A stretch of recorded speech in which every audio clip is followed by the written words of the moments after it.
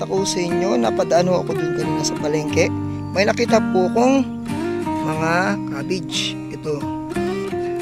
Ito po yung mga tirang cabbage, yung mga luma na. So yung mga sira-sira na. Ayan, hiningi ko po yan. Alam nyo kung saan ko ito gagamitin. Ito po ay gagamitin ko doon sa aking organic materials. Yung pinabubulok ko na mga materials. Ito po siya. Ayan. Ayan na po siya, oh. Nakikita nyo? Ayan. So maitim na po siya. Ayan. Nahalo-halo siya ng unting mangga. Pero yung bulok lang, oh. Kinuha ko. So ito, may halo siyang konting mga dyaryo. Isasama na rin natin. So pabubulokin po natin to. Mas maganda ko kasi meron tayong organic na fertilizer.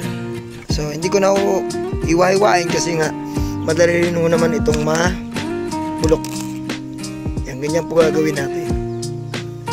So, ganyan po natin siya dyan. Yan. So, tatakpan po natin yan. So mga tinatansya ko po mga 1 linggo yan bago mabulok lahat. Mabilis lang po yan eh. Ganyan lang po gagawin natin. So hayaan ko lang siya. So bukas haluin po natin siya. Araw-araw ho yan. Kung po pwedeng araw-araw haluin natin, mas maganda. Para ho madali siya madurog at mabulok. Yan, hindi ko na uubusin. Sobrang dami po kasi niya. So isang sako po itong nahingi ko doon. So pinakita ko lang po sa inyo yung aking organic fertilizer. Ayan, ito po, itong una ginawa ko po ito, may halo po itong bago ko siya ginawa, kinumbine ko muna yung mga kailangan. So meron akong durug-durug na mga itlog ng manok, yung shell nya, dinurog ko po yun. Sinamahan ko rin po ng mga tuyong dahon. Mga tuyo po yun. Siniwa ko ng maliliit.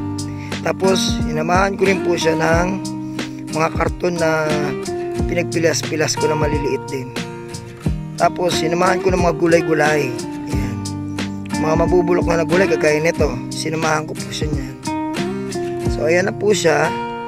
Medyo itim na ho siya, pinakita ko kanina. So bulok na ho yung iba doon, pero hindi pa ho lahat actually na bulok. So ito po, umabot na ho siya nung yung organic fertilizer ko ng magta-3 buwan na. Magta-3 buwan na ho yan. So ito bago na hong uling lagay. So hinayaan ko lang ho yan eh, kasi dapat talaga lagi may takip. Ito pong lagayan niya, may butas po ito sa ilalim.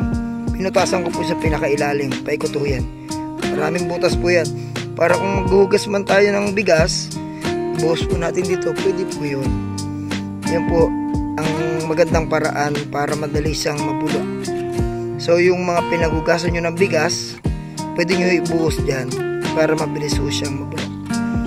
So yun lamang po, ipinakita ko lamang ho kung ano na ho ang nangyari dun sa aking organic fertilizer na ginawa. So ito na ho siya. So nilagyan ko huli ng panibago, pabubulokin ko huli ito. Tapos babalikan ho natin sa mga susunod na vlog natin. At ipapakita ko naman ho sa inyo kung ano na naging resulta dun sa ating ginawang organic fertilizer na pinaghalo-halong mga materials. Dagdagan pa po siguro natin para mas maganda. Yan, sure naman ho yan na mabubulok yan. So hahaluin na lang ho natin yan sa mga susunod na araw.